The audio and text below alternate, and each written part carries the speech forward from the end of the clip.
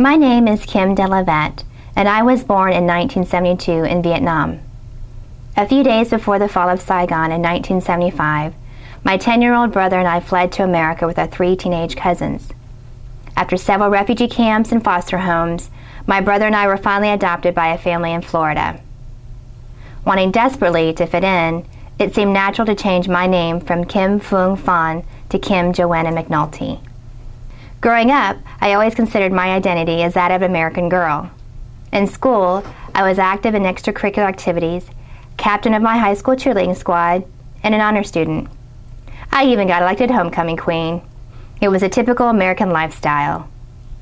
But then in college, I saw the Broadway production of Miss Saigon, a play about a Vietnamese mother who sends her child to America, not knowing if she'll ever see him again. I was suddenly flooded with emotions. Anger for a war that tore lives apart, sadness at not knowing my birth family, and guilt for being ashamed of a heritage I never accepted. I felt that there was something significant missing in my life, and I wanted to fill the hole that it left. So after graduating in 1994, I decided to go on a journey and reconnect with my past. My boyfriend, now my husband, and I flew to Vietnam, backpacking from north to south, while carrying a map to the house in the Mekong Delta where my family had lived before the war, and a letter written in Vietnamese explaining my identity. I hoped to find the house to take a few pictures for posterity. With only 2 days left on our trip, we found it. After I knocked on the door, a woman opened it and I showed her the letter. She recognized my Vietnamese name and with tears in her eyes called me Phuong. She led us into the back room where an elderly man was sleeping. She woke him up and showed him the letter. He wept as he recognized his sister's face in mine 20 years later. Unbeknownst to me, I had found my uncle and extended family.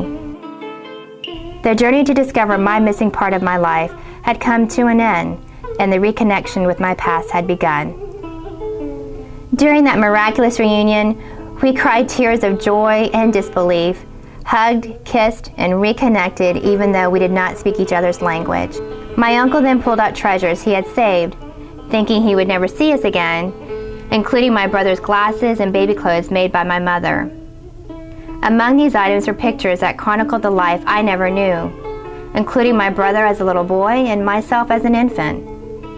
There was also a journal that revealed my real birthday as June 28, 1972, not the one assigned to me in the refugee camp I had been celebrating for almost 20 years. The story of my mother became clearer as my uncle told us of the day we were supposed to leave Saigon, how she visited him to say goodbye and was unable to make it back in time to board the plane with us because the roads were blocked by a mass exodus of refugees. She tried to escape several times, and in 1979 made it to Malaysia before finally getting clearance 2 years later to enter America. Tragically, on the day before her departure, she passed away from a heart attack. Ever since my first trip, I've wanted to understand more about my heritage and my family. I have visited Vietnam 4 times since. Each time I learn more about myself and the legacy I plan to pass on to my son, James Phan. Through my journeys back home, I've learned that you should always remember where you came from. Embrace your heritage and never be ashamed of who you are. I also hope to find and thank Mr. Jim Smith, an American working for the U.S. military who had befriended my family, helped us out of the country, and who now shares his name with my son. If it weren't for him, I would not be here to share my story today. In a place that won't let us feel, in a life where nothing seems real, I have found you. I have found you.